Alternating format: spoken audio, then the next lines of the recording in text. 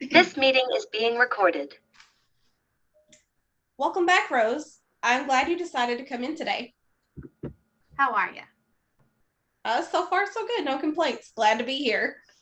How are you doing? I'm doing well. Good deal. I'm glad to hear that. I would like to take a moment to go back over some of the things that we spoke about at our last meeting to make sure you didn't have any questions or that make sure anything didn't come up that you wanted to ask me about. Okay. Was there anything that came to you like after our session that you wanted me to clarify? I don't think so. Okay. Well, just to kind of jog your memory, we did go over informed consent and the fact that I'm a mandated reporter and, just did some basic introduction, nothing too fancy. So this meeting is going to be a little bit different. We're going to go way more in depth. So I just want to prepare you and let you know that ahead of time. Does that sound okay? It does. Okay. If it's okay with you, I'm going to be taking notes. You'll see me like jotting things down so I don't forget. And because Lord knows I got a lot of stuff on my mind. And every once in a while, I just jot things down and I just didn't want you to be offended or think that anything of it at the end of the meeting. Good deal. Well, at the end of the meeting, if you want to read over what I write, that is perfectly okay. It's just little notes for myself, but we'll go over it just to make sure I didn't misunderstand anything. Okay. Okay. What we're going to do today is called a biopsychosocial spiritual assessment. And basically what that means is we're going to go over different aspects of your life. And I'm just going to ask you some questions to kind of get to know you. How does that sound? Works for me. All right, let's jump right in. Okay. Let's see. Okay. I have on your intake form that your name is Rose E. Turner. May I ask what the E stands for? Well, I hate my middle name. I was named after my grandma, but it's Irma. E-R-M-A. Irma? Okay. That's something different. You don't hear that one every day.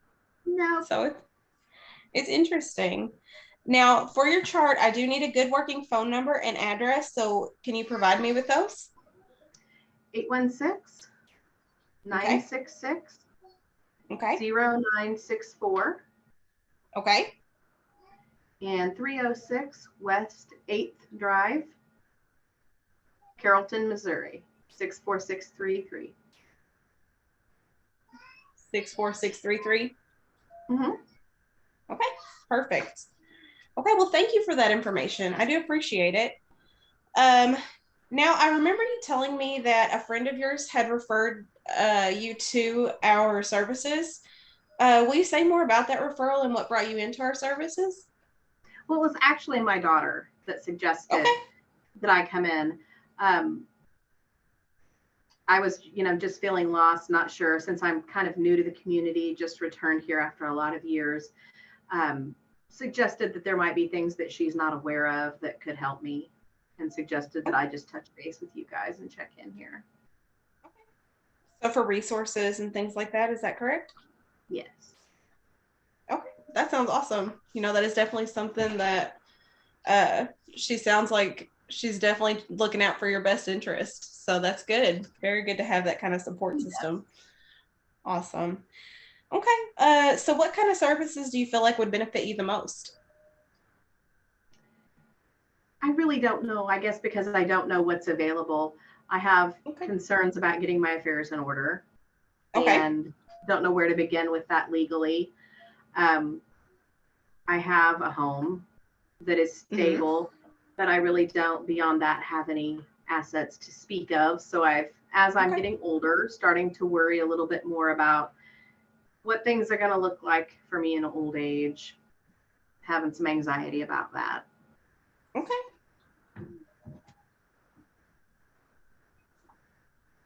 Okay, and now I'm going to shift gears a little bit, and I want to know about like your childhood and what it was like with you growing up. Okay. Well, I grew up here in Carrollton.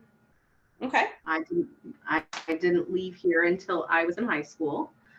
My parents actually never divorced, but they actually remained married because they said they didn't believe in divorce, but they didn't live together after probably after I left home, they officially no longer lived together. My dad was a very heavy drinker.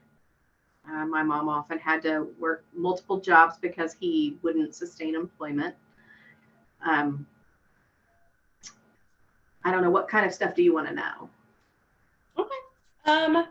Well, you started off with talking about your dad being a drinker and your mom working multiple jobs. Did you have any siblings in the home? I do. I'm the oldest of 4. Okay, oldest of 4. Brothers, I really sisters? Yep, I have 2 younger brothers and a younger sister. Okay. And I couldn't really be involved in a lot of stuff or have jobs or things like that because I needed to be there to cook dinner and help take care of my younger siblings and things like that. Oh, that must have been really hard on you. It's just, you just do what you have to do. It was just what was expected. Okay. So it was just kind of something that you feel as though it was just kind of expected of you. So you just went ahead and kind of went with the flow, it sounds like. Sure. Yeah. Okay. Okay. Okay. Can you describe your relationship with your siblings? Now or when we were children? Oh, when you were children. Let's start there. Well, there's 8 years difference between my youngest sibling and myself, so we were all pretty close in age.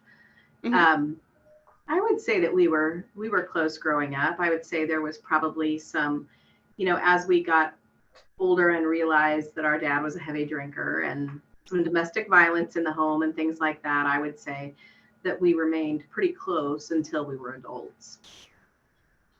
I left home. What happened? Oh, okay. I'm so sorry. I didn't mean to interrupt you. No, you're fine. I got married and had my first child at 17. So I was out of the house pretty young. So I was 2 years older than one of my siblings, 4 years older than another one, and 8 years older than the third. Right. Okay. So for them, like whenever you got married and had the child at 17, I know it's not significantly older, but watching you kind of leave the house, did that hurt your relationship in any way? Or, I don't think so. I think that my youngest sibling, my sister Mary, I would say my father's behavior got much worse. We had different fathers, basically. We had the same father, but we had different fathers. He was, he definitely functioned better when I was a child than by the time she was a child. And so there were those differences, but we always remained close, and they adored my kids. So that's awesome. I don't think that it impacted negatively, other than they had to step it up a bit. Right. So it wasn't so much at that point, they were old enough to kind of be self-sufficient and not relying on you as much as they had been whenever they were younger, correct? Correct. Okay. Correct. So, it's just really tough whenever you're dealing with someone who is a heavy drinker, because that behavior does change so much over time. So the fact that you guys had to go through that's really difficult. So everybody chose a different way to handle it, I think.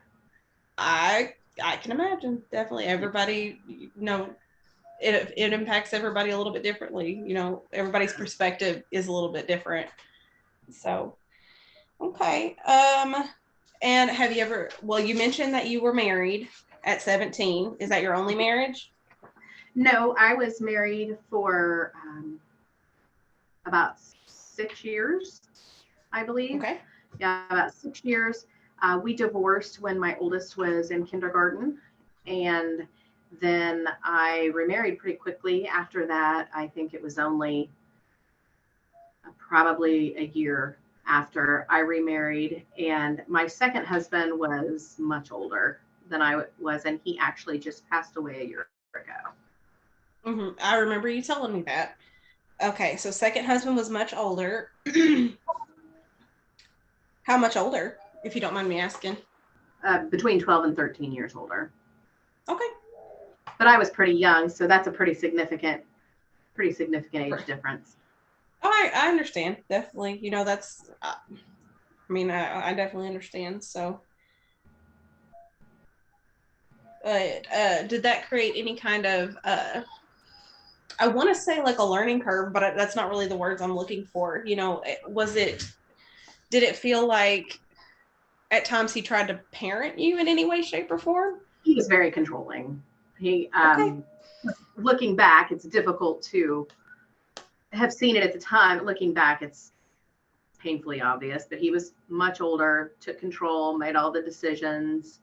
Um, I've until now, I've never lived alone. I went directly from my parents' home to my first husband's home in a very short period of time before remarrying. So he definitely was in charge and the head of the household and controlled all aspects of our lives.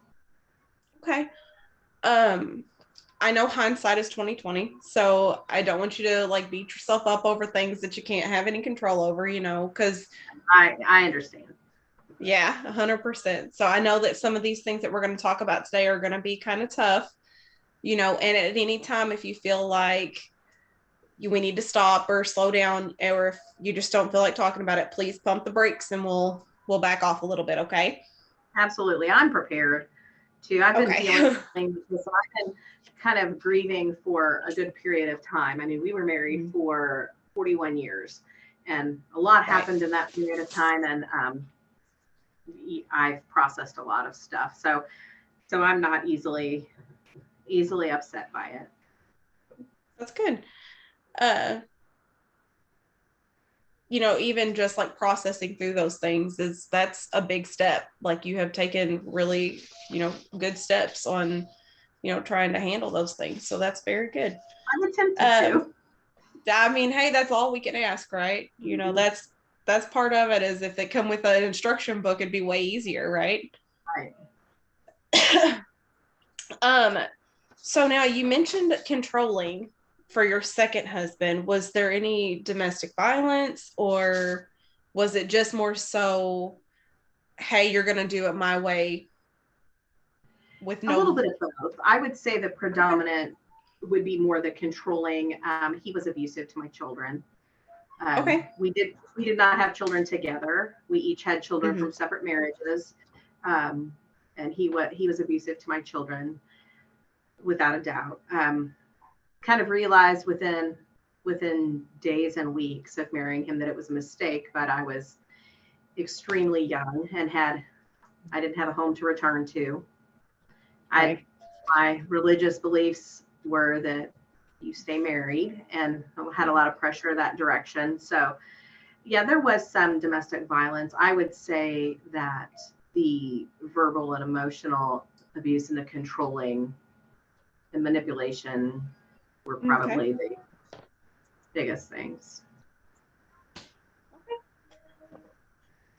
Manipulation was the word that you used. So it wasn't so much, I just want to make sure I'm understanding correctly. So I apologize ahead of time. It wasn't so much the physical part. He was more a mental controller and just kind of utilize that to... Right. I'm sorry. And there was a few times that he pushed me around and stuff, but that was not the most significant, I would say. Okay. So it was, I mean, either or is going to cause some damage, definitely. But yeah. Okay. I understand. And then he said he was abusive towards your children. Yes. So that would have been difficult to not have any control over that situation. That would have been hard. I think that initially part of it was I was very young, didn't necessarily know how to parent, trusted that he did, and that he did know the right way to do things. And it became clear pretty quickly that he was, that it was mistreatment. Any help that I sought out was only through the church. And I now know that was probably one of the most damaging things, because they weren't qualified to give advice, to counsel, to do any of those things. It was basically just, you get married, you stay married, you obey your husband type He type knows nonsense. best. You follow what he's going to say. Right. That And damaging so things for people to hear. Yes. he did not want to, he wanted all of my attention, and my kids spent a lot of time, they were very small, but spent a lot of time alone. Very, very harsh discipline, physical discipline, very verbally abusive, emotionally abusive, making fun of my children, the way they looked, the way, they, if they were not smart, if they were, just, he was just really pretty cruel. When my oldest became probably end of junior high age, he was sexually abusive. And during that process, manipulated and tried to convince me that it wasn't true. And it was just very briefly, the state was involved, but he convinced my daughter by scaring her to death, basically to retract her statements and say that she would no longer cooperate with the court process because of how she had been treated by law enforcement, etc. She agreed that she would not. And I returned to him multiple times. He did it multiple times, and I returned to him. And of course, I've gone through the grieving process. My children have forgiven me. But it is still difficult at times. And I'm sure it plays a big part in my anxiety. I can imagine. It's one of those things where have you forgiven yourself comes into play. Right. So, and I mean, that's neither here nor there, but it's one of those things I just don't want. Both of my daughters left home very young to get away. That would have been very difficult, especially, I'm sure looking back now, it's one of those things where, that hindsight is 2020. And yeah. Okay. If I knew then what I know now, obviously it would be a totally different story. 100%. Definitely. I'm with you on that one. Definitely. So what did you do to manage? Okay. So let me rewind get back on track here for just a second. So, I would now like to ask about current, in your present life, who were your social supports? Because you said that your daughters have forgiven you. Your husband has now passed away. Mm-hmm. When he passed away, let me just ask real quick, how did you feel? How did you do with that after all that he put you through? I grieved for 41 years, and despite, he was mean up until the last week of his life. He kind of mellowed a bit. I took care of him and treated him with respect and cared for him appropriately and lovingly. And I have no regrets I never mistreated him, but I celebrated when he died. Okay. I did. It was a release. I felt free. A lot of people didn't understand that. It's not their place to understand. It was reality. That is, after all you've been through, you're not going to get any judgment here for sure. So, that's a long time to grieve. It is. And I stood there, I was there to the very last minute, and his children were there, my children were there. I think everybody just, it was we knew it was coming. My daughter, well, actually only one of my daughters was there. The other one had COVID, and one daughter was there with me in the room. And even with all that they had done, that they had been through, everybody treated him with respect, chose to forgive, treated him with respect. He became a frail old man. And we didn't have services because his friends were pretty much all dead, and none of us really had a need for that. And a lot of people didn't understand when I said the next day I was going to the casino to celebrate, but that's exactly what I did. It sounds like you did your part. So, again, you're not going to get any judgment here. So if that's how you felt like you did your part, you grieved, and it was a completion, it sounds like. I have felt affirmed by the people that matter to me. That's They have all understood that. I have supports in my church is pretty much virtual for me now since I've relocated. But the pastor and his wife are friends. I really have dropped the social contacts from that previous life. So pretty much my current support. That's what I was going to ask you. I'm so sorry. I don't mean to interrupt you. Current support was church. Is that what you said? I would say my pastor and his wife are friends and supporters. And then I have moved into the same town as my oldest daughter, who has 2 adult children, and I have great grandchildren that I help with. I reconnected with an old friend that I grew up with, but I really am very sensitive to people taking up my space and being in my space and boundaries. So I kind of keep people I've had people shove down my throat for too long. I just prefer just to be with my family. So when it comes to supports, it sounds like you're more quality versus quantity. And it sounds like you're doing pretty good in that area. Is that fair to say? I have 2 younger siblings that live in town as well. My 2 younger brothers live in town. I'm close to one of them. We just went to lunch the other day. The other one, we text some, and I think if I needed anything, he would be there. It's just we both have our own busy lives with our own grandchildren, and so I definitely feel that I love. If you needed, but if you knew if you needed something, you could contact them. Absolutely.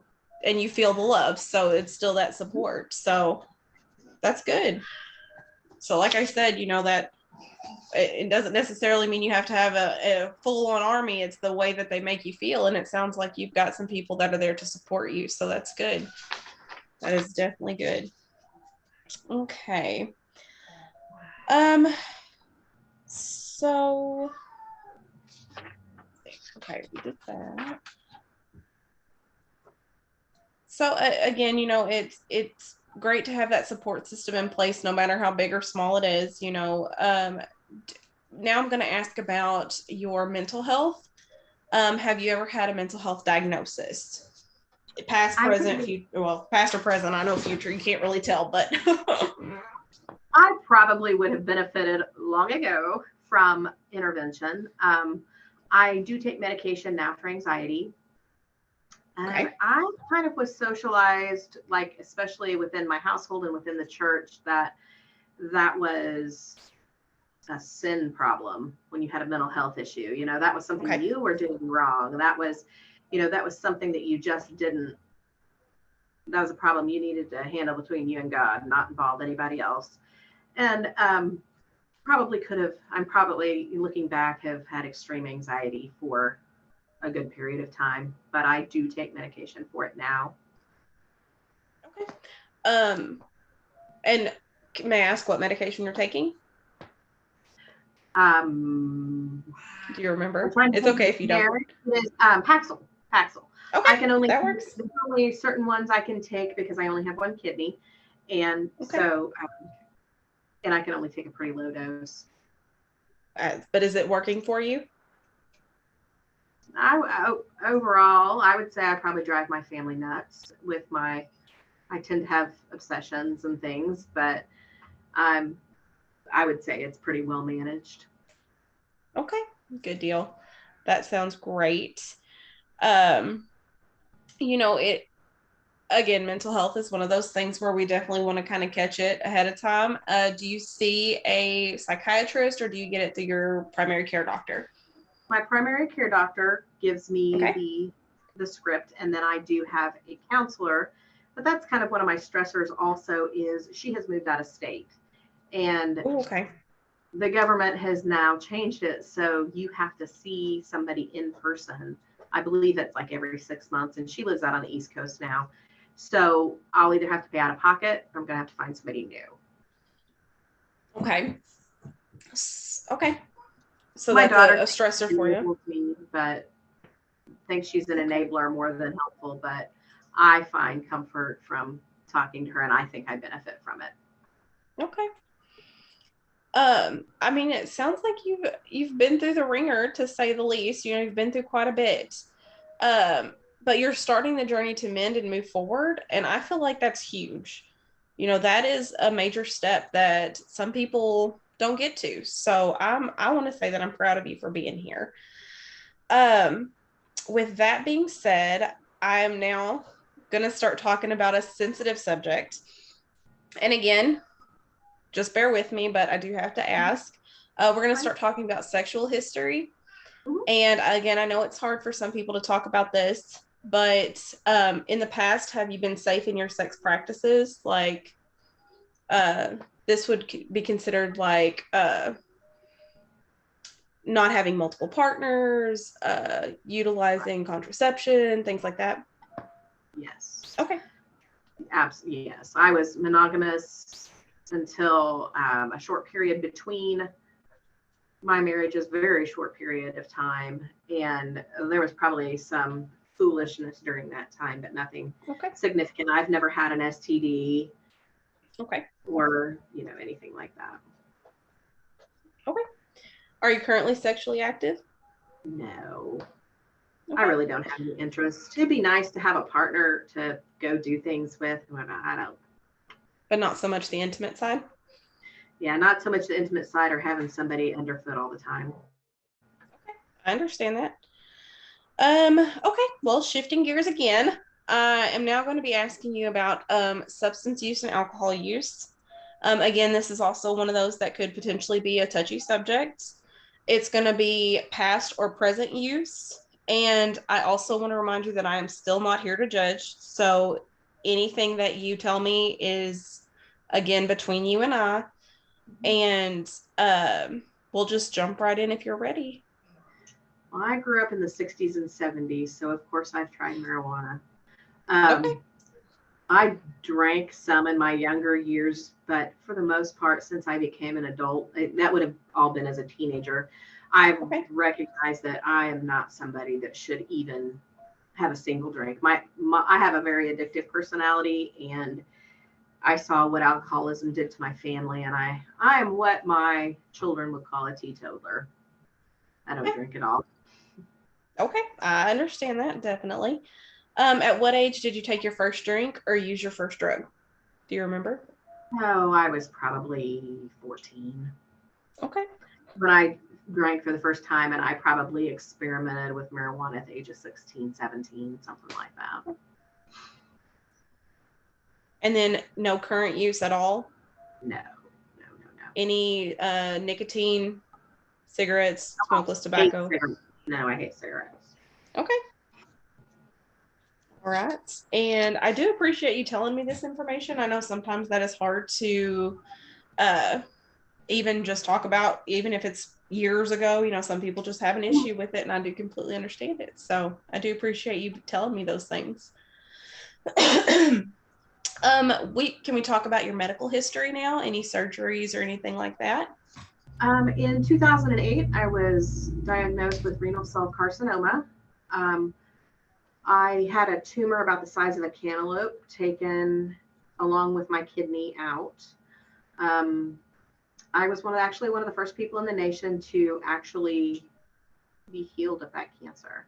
I did several years of oral chemotherapy off and on, just a couple of years actually, and I have had no recurrence. I attributed a lot of it to faith. I don't know why I was blessed in that way. It doesn't make any sense because I haven't taken good care of myself. But I would consider myself to be in pretty good health, all things considered. One of my concerns is that I'm very non-compliant with my dietary restrictions, and I should really be a lot more careful than I am. While I don't use drugs and alcohol, I do think I use sugar to calm me or to soothe me or whatever, however you see it. And so I definitely like coping. It is a coping mechanism. I definitely need to get my blood sugars lined out because I have a lot of life left to live. Okay. And I know we talked about your mental health medications earlier. Do you take any physical health medications? I know you said you took oral chemo. Do you still take that, or? No, that was Okay. 2008, I 2009. thought it was a long time ago, but I wasn't sure how that regimen went. So I was like, I should probably ask just to double check. They change all the time. Yes. I take a cholesterol medication, Okay. and that's also probably something that could be eliminated if I would behave myself. But That's that fair. in my, that, and then I do some supplements for joints and Okay. things like that. Nothing regularly. Okay. And are you allergic to anything, any medications or anything in general? I am allergic to penicillin. Okay. Penicillin. I always forget how to spell penicillin. Okay. Now that we've talked about like everything, almost everything, I'm gonna go over some basic things really quick. It says we have 3 minutes left, so woohoo. Talk fast. I'm terrible at this. Okay. We're gonna talk about finances. So are your basic needs met? You said you have a home from earlier. I have a home. The only thing my husband left me with was the home. He did not believe in life insurance. He did not believe. I ended up getting a small settlement from his pension. It's dwindling quickly. Okay. I have more food than I need in my house. I know that my children would never let me do without. Okay. I do have a vehicle. It has a lot of miles on it. My kids would help me there too, I'm sure. So I don't think anybody's going to let me do without, but I do think that I do not want to end up being an old lady eating cat food. Okay. So at the moment, you don't have food insecurity, but it is something that we might need to look into ways to maybe supplement that income.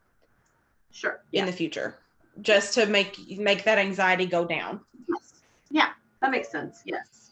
Okay. Just kind of curious. Okay. Now we're going to talk about any kind of criminal charges, current or in the past? Nope. None of that. No PO, no nothing like that, right? No. No. Good deal. Okay. Where did you go to school? Well, I moved around quite a bit in high school. I actually didn't finish high school until my daughter was a couple of years old, and I graduated from Concordia, Missouri High School. Instead of getting a GED, I actually went back and finished that last year of school. When I was in school, pregnant girls couldn't go to school. So once you started showing, you had to stay home. I've heard that a couple of times. Yeah. So, no college? No college, but I was a licensed insurance agent during my career. But I no longer cognitively could do that after chemo. Okay. But you did do that in the past? Mm-hmm. Okay. And, okay. And then what have you done for work in the past? I've worked for multiple different insurance agencies, usually servicing accounts. Okay. So I never was able to go back to work after my illness. I'm still not cognitively where I was. Okay. I understand that. Okay. And we're going to have to end this one and start a new one, but I don't think I'm going to record the new one. I think I'm just going to ask you the rest of these questions. And then if she watches it, I'm sorry, Miss Bailey, but my bad. I don't have $100 to upgrade Zoom, so. Yeah, I don't either. It's too expensive. Hang on, I'll call.